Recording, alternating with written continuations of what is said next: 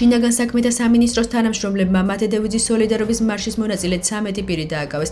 ოფიციალურ განცხადებაში ნათქვამია, რომ დაკავებული პირები არ დაემორჩილნენ პოლიციელთა კანონიერ მოთხოვნას და სიტყვიერი შეურაცხყოფა მიაყენეს სამართალდამცავი ორგანოს წარმომადგენლებს. გასულ საღამოს პატიმრობაში მყოფი მათედევიძის სოლიდარობის მარში გაიმართა. დემონსტრანტები თავდაპირველად თესოუს პირველ კორპუსთან შეიკრიბნენ. მსვლელობის რამდენიმე მონაწილე სამართალდამცავებმა მელიქიშვილისა და კაკაბაძის ქუჩებზე დააკავეს. სოლიდარობის მარშის მონაწილე დაკავებულები ზაჰესისა და დიღმის დროებითი მოთავსების იზოლატორებში არიან გადაყვანილი. ისინი ადვოკატების უმეტესობამ უკვე მოინახულა. უფლებადამცველების თქმით, მათი დაცვის ქვეშ მყოფების მხრიდან კანონდარღვევას ადგილი არ ქონია. დაკავებული პირების მიმართ თბილისის საქალაქო სასამართლო ადმინისტრაციული სახთელის დადებაზე სავარაუდოდ დღეს იმსჯელებს. ოპოზიცია მმართველ გუნდს აკრიტიკებს და თვლის, რომ ქართული ოცნება ქვეყანაში პროტესტის ჩახშობას ცდილობს. ოპოზიცია 28 ნოემბერს მასშტაბურ აქციას აანონსებს. აღნიშნულ დღეს 1 წელი გადის პრემიერის ირაკლი კობახიძის განცხადებიდან, რომ 2028 წლის ბოლომდე დღის წესრიგში არ დააყენებენ ევროკავშირთან მოლაპარაკებების გახსნის საკითხს. აქციას ოპოზიციის წარმომადგენლები, სამოქალაქო აქტივისტები და კულტურის სფეროს წარმომადგენლები უერთდებიან. ნაციონალურ მოძრაობაში აცხადებენ, რომ დიქტატურის წინააღმდეგ გამართულ ნებისმიერ პროტესტს შეუერთდებიან. სტრატეგია აღმაშენებელში კი აცხადებენ, რომ 28 ნოემბერი იქცა თარიღად, როდესაც რუსულმა რეჟიმმა ქვეყანა დააშორა ისტორიულ და კონსტიტუციურ მიზანს. 28 ნოემბრის აქცია 19 საათზეა ჩანიშნული. 28 ნოემბერს 1 წელი გადის იმ მომენტიდან, როდესაც შეიცვალა ძალიან ბევრი რამ ჩვენი ქვეყნის უახლოეს, ასე ვთქვათ, ისტორიაში და სამწუხაროდ აბსოლუტურად სხვა ფაზაში გადავიდა დიქტატურა, სხვა ფაზაში გადავიდა იზოლაციონიზმი ივანიშვილის და მისი ბანდის და ამის გამო, რა თქმა უნდა, მოხდა ბევრი რამ, მათ შორის ადამიანის უფლებების შელახვის კუთხით და ყველა ის ადამიანი, ვისაც შეეხო ეს ადამიანის უფლებების შელახვა, ვინც ამ ბრძოლაში იყო ჩართული, ისევ ერთ დღეს გაერთიანდება და დარწმუნებულად ძალიან ბევრი ქართველი გამოვა ქუჩაში. გუშინ საგარეო საქმეთა სამინისტრომ გავრცელა ინფორმაცია, რომ ადამიანის უფლებათა დაცვის საკითხებზე საქართველოს ევროკავშირის დიალოგის შეხვედრა ევროკავშირის გადაწყვეტილებით გადაიდო. მმართველი გუნდი განმარტავდა, რომ ბრიუსელი მზად არ იყო მოესმინა ქართული მხარის არგუმენტირებული პოზიციები. მოგვიანებით გავრცელდა ინფორმაცია, რომ დიალოგის გადადების მიზეზი ქართულ დელეგაციაში სანქცირებული პირის ყოფნა გახდა. კერძოდ, შინაგან საქმეთა მინისტრის მოადგილის ალექსანდრე დარახველიძის დელეგაციის სიაში ყოფნა. დარახველიძე არ უარყოფს იმას, რომ საქართველოს დელეგაციაში შედიოდა, თუმცა არ ამბობს, რომ შეხვედრა დიალოგში სანქცირებული პირის ყოფნის გამო გადაიდო. ევროკავშირის ქართველი მაღალჩინოსნებისთვის ერთობლივი სანქციები ამ დრომდე არ დაუწესებია, თუმცა ქართული ოცნების მაღალჩინოსნების მიმართულებით ცალკეული ქვეყნების მიერ დაწესებული შეზღუდვები მოქმედებს. ოპოზიციაში აცხადებენ, რომ ქართული ოცნება ქვეყანას დასავლეთისგან იზოლაციაში აქცევს. პოლიტიკოსები იმასაც ამბობენ, რომ თუ ორ მხარეს დიალოგი სურს, ამას ყველანაირი გარემოების მიუხედავად განახორციელებენ. მე ზოგადად მივიჩნე, რომ თუ მხარეს უნდათ საუბარი შედგება. და თუ საუბარი არ შედგა, ესე იგი რომელიღაც ერთ მხარეს მაინც არ უნდა ამ საუბარის გამართვა. იყო ეს ქართული ოცნება, რომელსაც განზრახ ისეთი ადამიანი ჩასვა დელეგაციაში, ვისი მიღება არ უნდა და მასპინძელს, თუ პირიქით ევროპელებმა საბაბად გამოიყენეს ეს ყველაფერი, ამას ახლა ჩვენ ვერ დავადგენთ, მაგრამ ფაქტია, რომ მხარებს ლაპარაკი არ სურთ. თორე სრული რო გქონდეთ ომის დროსაც კი ლაპარაკობენ მხარეები. რამოდენიმე სპიკერი გუშინ თავისივე ინტელექტუალური ცვედანობის გამო ფაქტობრივად გამოთყდა იმაში, რომ ამხანაგი დარახველიძე სპეციალურად ჩასვეს ამ შემადგენლობაში რაღაცა სუვერენიტეტის დასამტკიცებლად, მაგრამ სინამდვილეში ჩასვეს იმიტომ, რომ საუბარი უნდა შემდგარიყო ადამიანის უფლებებზე.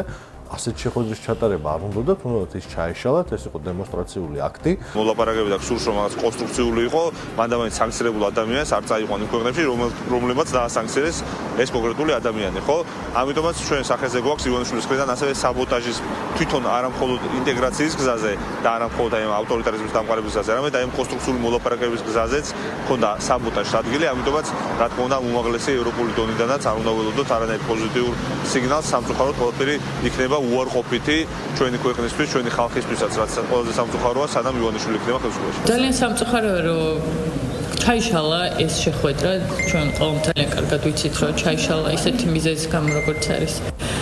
ასე ვთქვათ, სანქცირებული ადამიანის გაგზავნა ამ შეხვედრაზე, თუმცა ამაზე ოფიციალური განცხადება ჯერ არც ერთ მხარეს არ გაუკეთებია, ამიტომ ჩვენ გამოვიტყობთ ოფიციალურ ინფორმაციას და მოვისმენთ ოფიციალურ პოზიციას ამასთან დაკავშირებით. ქართული ოცნების პირობებში ევროკავშირის კარი დაკეტილია და დაკეტილი იქნება. ჩვენ ნახეთ, რომ სრულიად გაუგებარი მიზეზით მოხდა ამ შეხვედრის გადადება.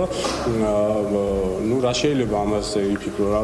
ეს პირველ რიგში რასაც იფიქრებ, ეს არის ის, რომ უბრალოდ ისინი გაურბიან დისკუსიას, იმიტომ რომ არა აქვს არანაირი მტკიცებულება იმასთან დაკავშირებით, რასაც ხშირად გვსაყვედურობენ. თუმცა მე მინდა ვთქვა, რომ ამ შეხვედრისგან ძალიან დიდი მოლოდინი ჰქონდა ჩვენ იმ თვალსაზრისით, რომ ამას მოყვებოდა იმ ურთიერთობების დათმობა, რომელიც სამწუხაროდ დღეს არასასურველ მდგომარეობაშია. ქართულ ოცნებაში ევროსაბჭოს საპარლამენტო ასამბლეის თანამომხსენებლების მიერ გავრცელებულ განცხადებას აკრიტიკებენ. მართლ პარტიაში აცხადებენ, რომ ASES მომხსენებლების განცხადებაში 4 ოქტომბერს განვითარებულ მოვლენებზე არ საუბრობენ და ხელისუფლებას კრიტიკულად ფაქტების გარეშე აფასებენ. განსხვავებულად ფიქრობენ ოპოზიციაში. ხელისუფლების ოპონენტების თქმით, ევროსაბჭოს საპარლამენტო ასამბლეის კრიტიკა ქართული ოცნების მიერ გადადგმული ნაბიჯების შესაბამისია. მომხსენებლები საქართველოს ხელისუფლებას მოუწოდებენ ოპოზიციის წინააღმდეგ პოლიტიკურად მოტივირებული სამართლებრივი ქმედებების შეწყვეტონ. განცხადებაში აღნიშნულია, რომ 10-12 ნოემბერს საქართველოში ვიზიტის შემდეგ მომხსენებლებმა საქართველოს ხელისუფლებას მოუწოდეს სრულად გაატარონ უცხოური აგენტების კანონმდებლობასთან და ადმინისტრაციული დარღვევების კანონთან დაკავშირებული ვენეციის კომისიის რეკომენდაციები. განცხადებაში აღნიშნულია, რომ საქართველოში ვიზიტის დროს თანამომხსენებლები პარლამენტის თავმჯდომარეს, პარლამენტში ფრაქცია ქართული ოცნების წევრებს, საპარლამენტო და არასაპარლამენტო ოპოზიციური პარტიების წარმომადგენლებს შეხვდნენ. მომხსენებლები მიესალმებიან ფაქტს, რომ დაბატიმრებულ პოლიტიკურ ლიდერებთან შეხვედრის უფლება მიეცათ, თუმცა მწუხარება გამოთქვეს, რომ მთავრობის წარმომადგენლებმა უარი თქვეს მათთან შეხვედრაზე და ხელისუფლებამ მათ ციხეში მზიაამაღლობელთან შეხვედრის შესაძლებლობა არ მისცა. ჩვენი თვითმიზანი არც ერთი კანონის მიღება არ არის.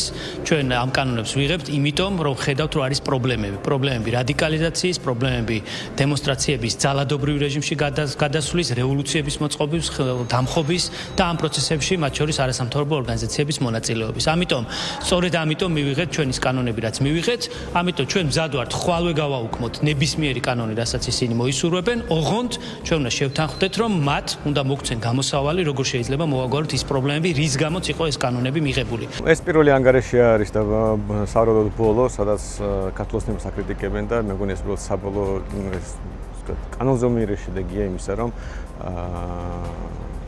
ქართულ ოცნებამ შეწყვეტა ევროინტეგრაცია და ფაქტობრივად ურთიერთობა გაიფუჭა ბევრ ევროპულ ქვეყანასთან. ამიტომ არ მგონი რომ განცხადებას განსაკუთრებული ეფექტი ჰქონდეს და საბოლოო ჯამში ეს განცხადებები და ასეთი რეზოლუციები დასრულდება მაშინ, როცა შეიძლება ჩვენ და ჩვენი პარტნიორების ურთიერთობა და არ მგონი რომ ეს ქართული ოცნების მმართველობის პირობებში მოხდეს. იქნება პასე თუ ნებისმიერი სხვა მნიშვნელოვანი და ავტორიტეტული ინსტიტუცია, ყველას რეზოლუცია, ყველას განცხადება არის კიდევ ერთხელ მივიღებ აბსოლუტურად ერთი შინაარსის მატარებელი, რომ უნდა შეწყდეს ქვეყანაში დემოკრატიისთვის ძირის გამხრა, პოლიტიკური ნიშნით ადამიანების დაკავება და უნდა შეწყდეს ის ავტორიტარიზმის ასე ვთქვათ დაჩქარებული ტემპები, რაც სამწუხაროდ ამ ქვეყანაში არის. ბოლო 1 წლის განმავლობაში ისეთი კანონები არის მიღებული, რომელიც ფუნდამენტურად ზღუდავს ადამიანის უფლებებს და თავისუფლებას, ფუნდამენტურად ზღუდავს ადამიანის გამოხატვის უფლებას.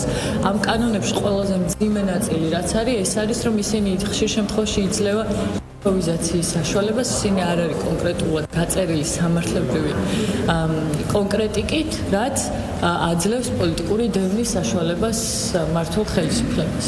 პრესის საერთაშორისო ინსტიტუტის სააპელაციო სასამართლოს მიერ მზიაამაღლობელის განაჩენის ძალაში დატოვებას გმობს. განცხადებაში ხაზგასმულია, რომ პრესის საერთაშორისო ინსტიტუტი მკაცრად გმობს სააპელაციო სასამართლოს ბოლო გადაწყვეტილებას, რომელმაც ძალაში დატოვა მსოფლიო პრესის თავისუფლების გმირის ჯილდოს მფლობელის მზიაამაღლობელისთვის გამოტანილი 2 წლით თავისუფლების აღკვეთის დასჯელი. ორგანიზაცია მზიაამაღლობელის დაუყოვნებლივ გათავისუფლებას ითხოვს. ქუთაისის სააპელაციო სასამართლომ პირველი ინსტანციის გადაწყვეტილება ძალაში დატოვა, რომლითაც ფათუმელებისა და ნეტგაზეთის დამფუძნებელს 2 წლით თავისუფლების აღკვეთა აქვს მისჭილი.